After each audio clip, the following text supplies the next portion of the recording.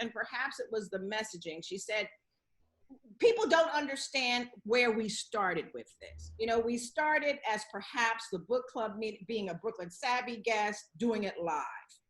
And then we decided, well, we shouldn't do that because we don't know each other. And some people might feel uncomfortable, and it will change how it'll change the conversation.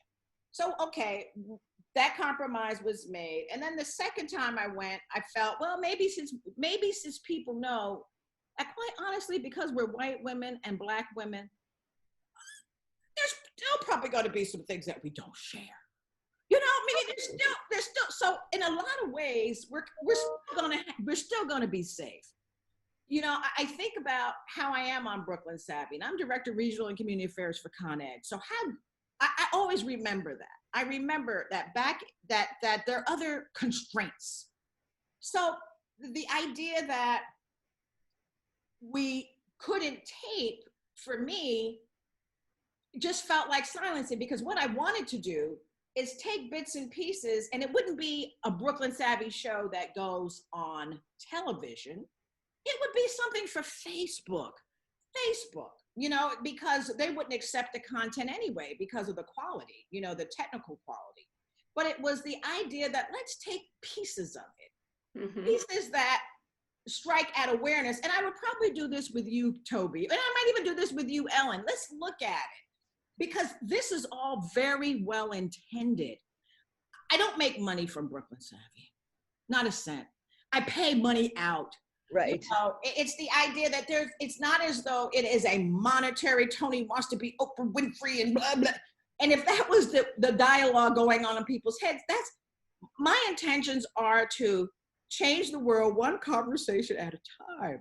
And I wanted folks to be able to be a part of that. And because that's what Savvy is. I was thinking that I was going to post the one that we did on racism 3 years ago, you know, and I'd like to post that on your page.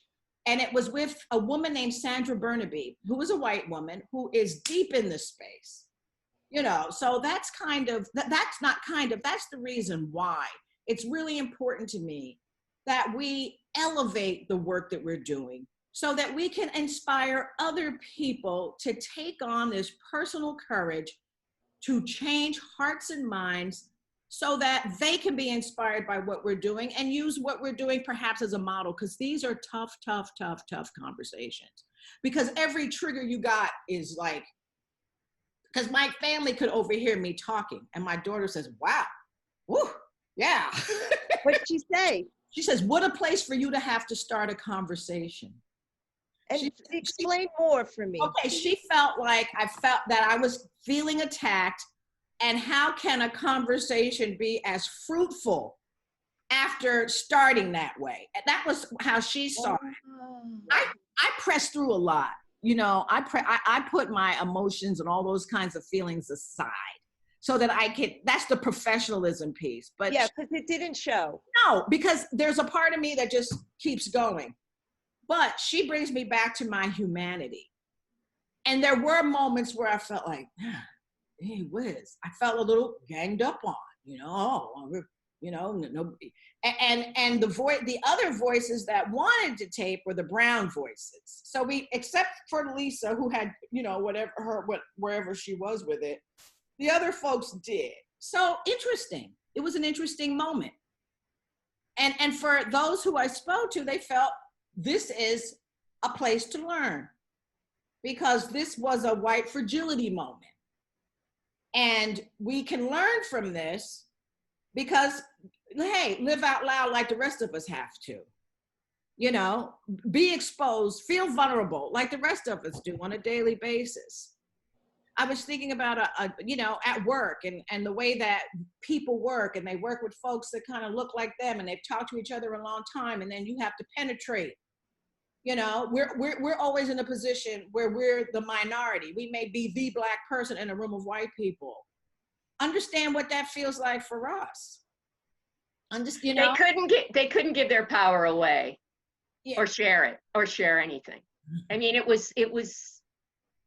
I could see where it was triggering. And we started the whole thing, and Tony said, you know, are you questioning my ethics? Right. And I said, oh my God, we now have to go on for another hour?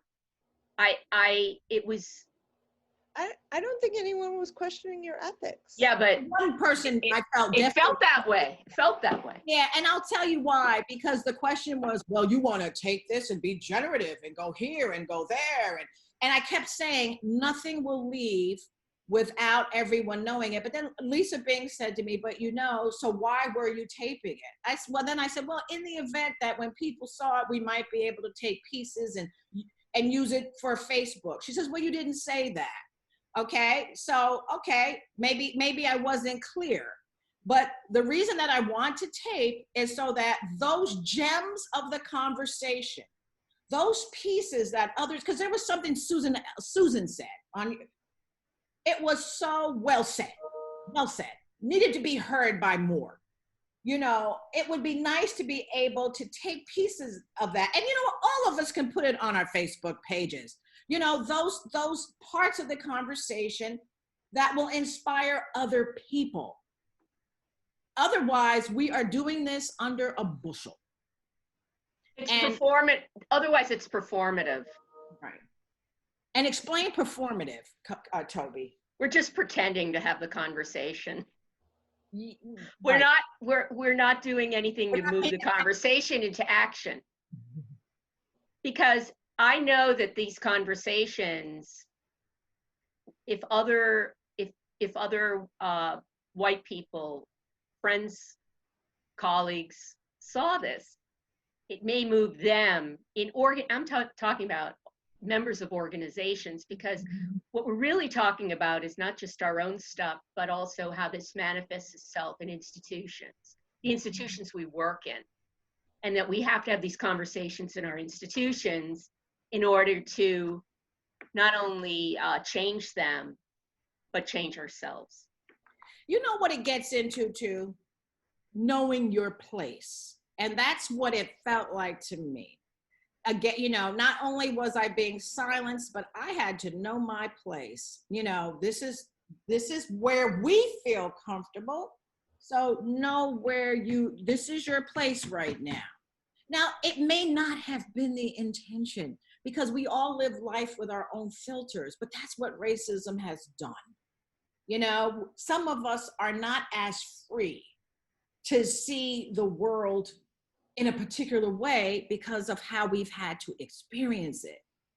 And as I get older and less attached to having to be concerned about this, because there's a certain freedom when you're no longer working, when you're moving on in your life, I realize what I've given up, and I refuse to give it up anymore, because that creates a status quo. And we're here to make a change. We're here to make a difference.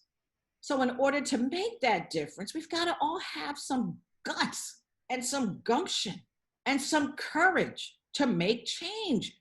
We have to have it.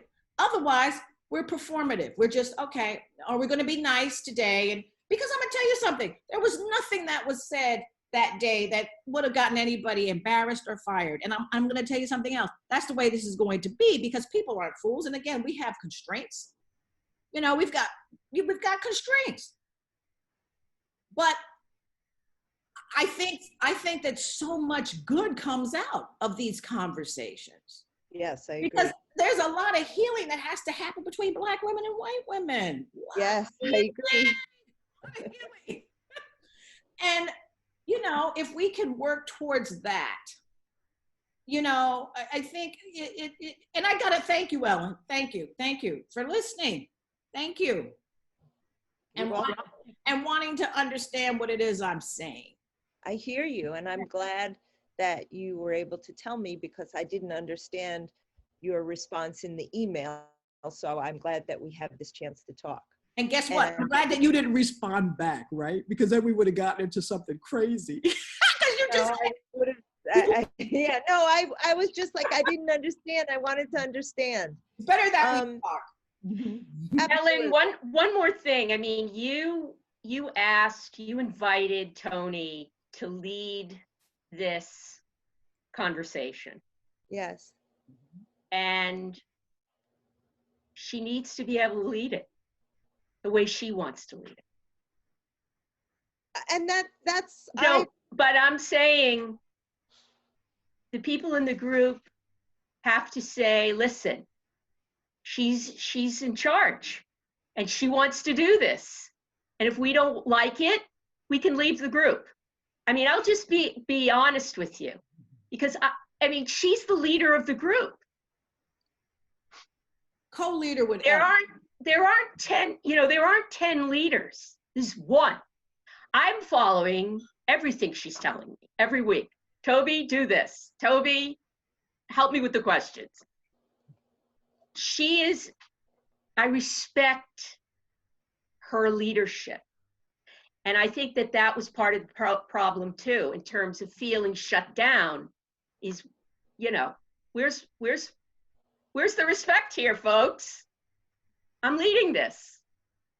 I mean, that's how I feel. If that had happened to me, that's how I would have felt. I would have felt like I just lost control of the group. I just lost, they've taken over and they don't respect what I'm saying.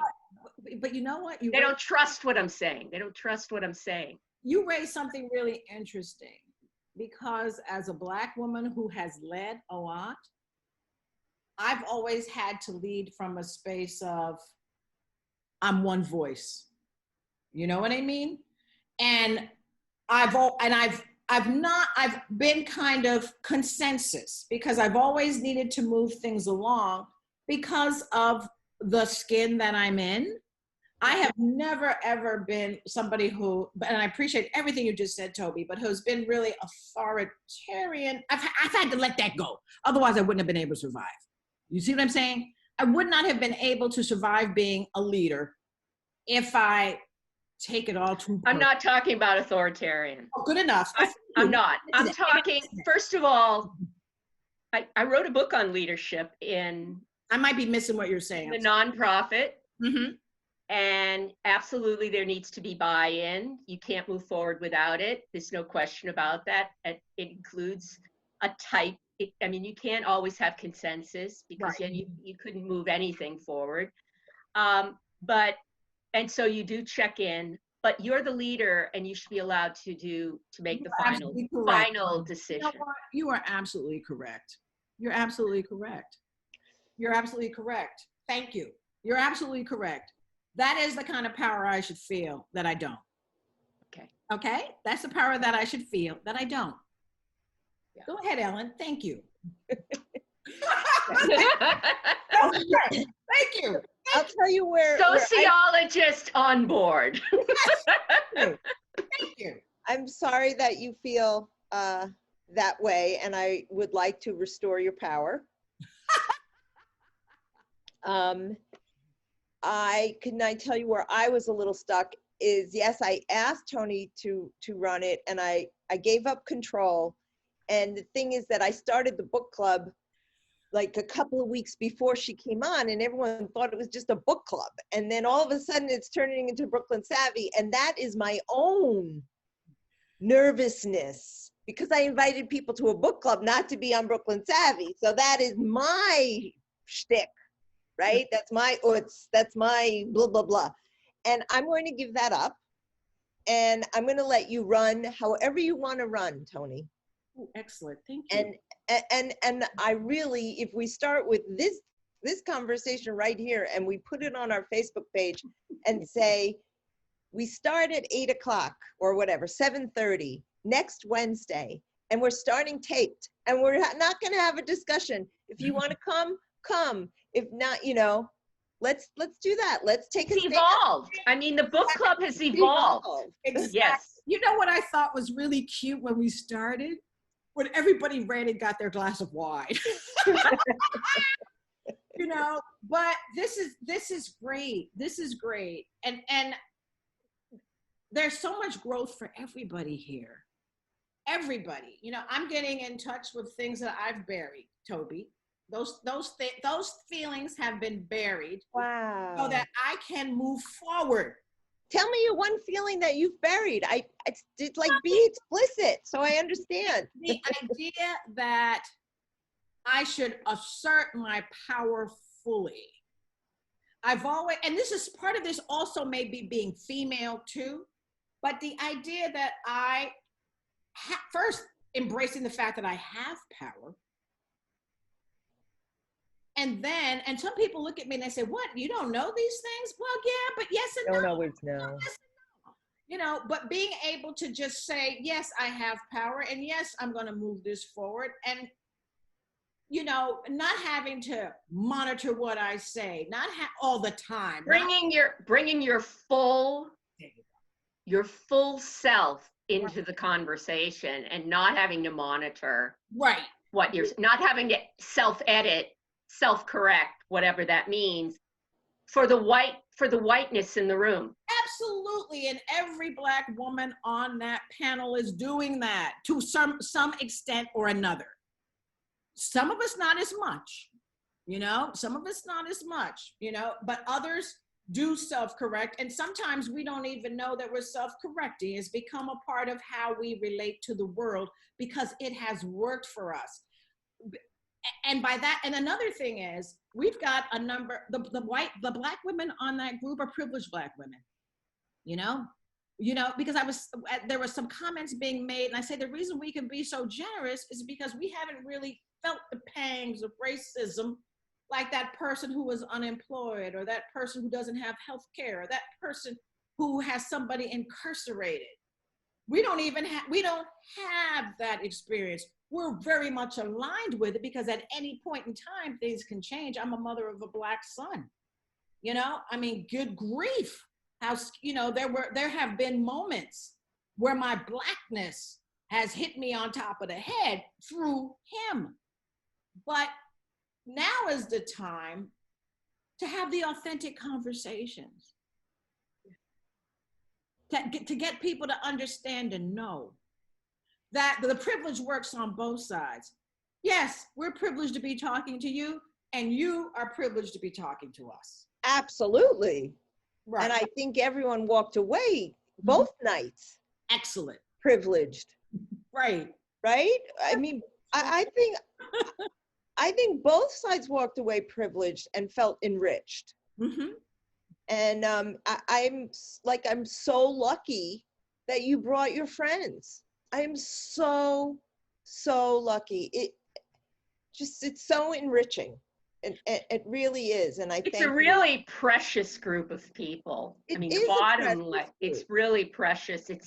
It's rare. In fact, I forgot who said this, but she was counting one of the white participants said she was counting the number of people of color in the room.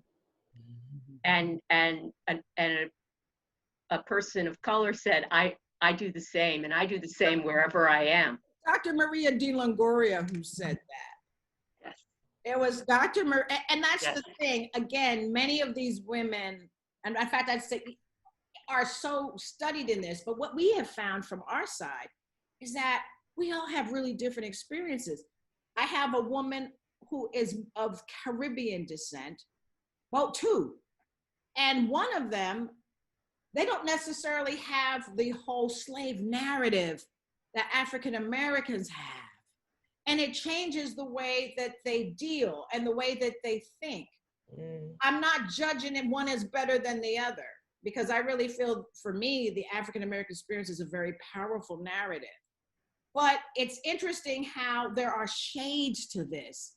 Even within ourselves, there's shades. And it's just very complex, hard to talk about, but guess what? We're struggling through. But we are. Right. It's great. Yes. She's got her hand up. Yes. Okay, so okay. I'm glad we're taping here. I want to put it on our Facebook page. That's number one. Number two, we left saying, what are we going to do? We left. You said what? Come back with ideas on how we can change or make action. Like, are we going to start there? Are we going to start on another conversation from the book? Tony, since you are in charge, how would you like to go forward next Wednesday when we start taping? And I would say that I want that that I'm co-leading with Toby. Okay. And I would also say that I think there's more conversations for us to have. You know, Okay. before we start dismantling racism, let's understand what that really means. You know, what does it mean to dismantle racism? And to dismantle racism, you first have to get in touch with yourself and your prejudices. You know, it's a change of heart and mind.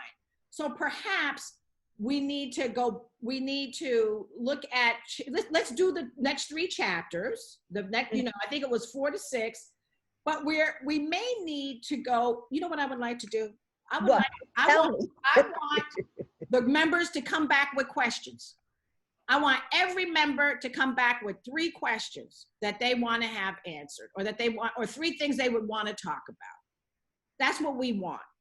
I want to give power to the participants in the sense of being able, drag. All right. She'll come back. There she is. You know what? Every now and then the internet just drops. It just drops. Well, at least we have electric. Yeah, I want people to come back with some questions. Okay, now Mike, I have a question for you. Do you want them to come back through through Facebook before, or do you want them to come back that day? Let's do Facebook before. Got it. That 3 things that they want to talk, or better yet, why are they here? Is that a good place to start? Some people have told me that we're not clear on why we're here. What do you think? I thought Who's the some people that Lisa said to me why we need to define why we're here, and Phyllis also said to me, why are we here? What is it that we plan to gain? Now they're in. Yeah. But they want to know, so what is the end goal? What's the end goal? Well, What's the outcome? Well, what I said in the first 5 minutes not last week, but the week before, was kind of what I wanted out of it, right? I wanted understanding. I wanted conversation. I wanted, to turn the racist jacket into a coat of love. I wanted conversation. I wanted peace. I wanted, and love. And I may have missed something there, but that was kind of why I started the book club. And so that's why I'm there. And I think the richness that your friends bring is amazing. I am so my heart is warmed that they come. It really is. It's like I'm gonna cry now because it's so touching. Oh. And really, I am really touched. My light, I've never had these conversations. Tony, you and I go to breakfast, we don't talk about this. I sit next to you at a board meeting, we don't talk about this. We talk about bringing people into the board, to have diversity, but we never talk about this. This is a wall to me. It's a wall that is coming down, and I'm so happy it's coming down. And you know something, Ella, I got goosebumps when you did that, because that means we're making a difference. Yeah. Oh, Ella, I love it. I love you, Ella. I love you. That means we're doing what we set out to do. I know. That means we're doing, what, yes. So you said, and what we'll do is we're going to ask people for three areas or comments or questions. And we're going to go through that because there's a lot of stuff that happens in the chat that people want to surface and we don't get it. So let us debrief and realign, and also with an eye to their reading chapters 4, 5, and 6. Okay, and the questions could come from the book. Absolutely. You don't have to make it up out of thin air. Help with that. I want them to help with the questions. Okay. Toby, what do you think? I love that. I love that the questions are coming from the group and that everybody has 3 questions. Would you like to start with questions that Tony, that you and I come up with as the moderators, or do you just want to go right to the questions? I think we always got to kick it off. We'll kick it off, and quite honestly, that, you know, this understanding, take the racist jacket off, code of love, peace, you know, those are good things to talk, you know, the reasons that we're here. We'll start with the reasons that we're here. And then you and I can kind of think around, is there anything in the last set of questions that we've asked, because we never get to all of them. Quite honestly, I don't think we really got off of oblivion. You know, we didn't, but I'm also We're so rich. right, but I'm also thinking that this group can clearly read the book and understand it. You know what I mean? So that's why the questions have to be a little bit deeper. And they have to come from us. So I can't think right off the top of my head, but what I can do is come up with some questions that are inside of me and bring that out. Toby, do you get what I mean? Absolutely. I would also like to share that maybe we can begin with the definition of humility. Yes. What humility means. You keep on going there, and I can't get there, but I'm glad that you bring it up, Toby, because you bring it up all the time, and I can't get there. So thank you for bringing it up again. I want to understand that, and I want to understand where you want us to go with that.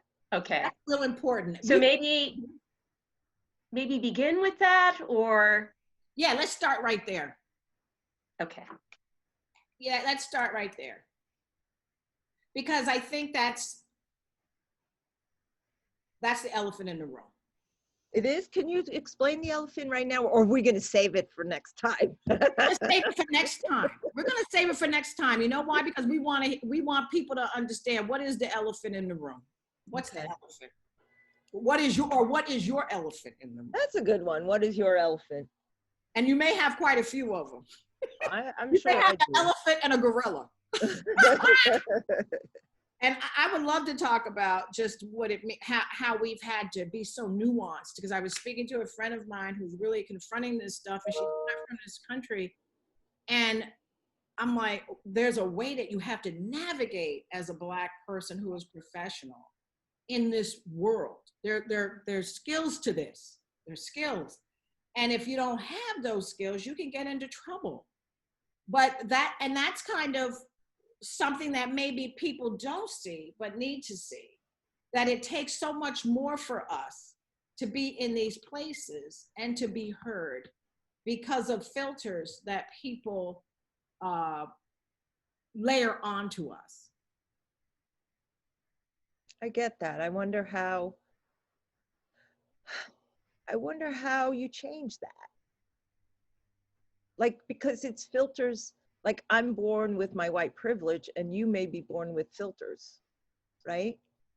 So No, it's reacting to the white supremacy in society. It's an absolute reaction to that for survival.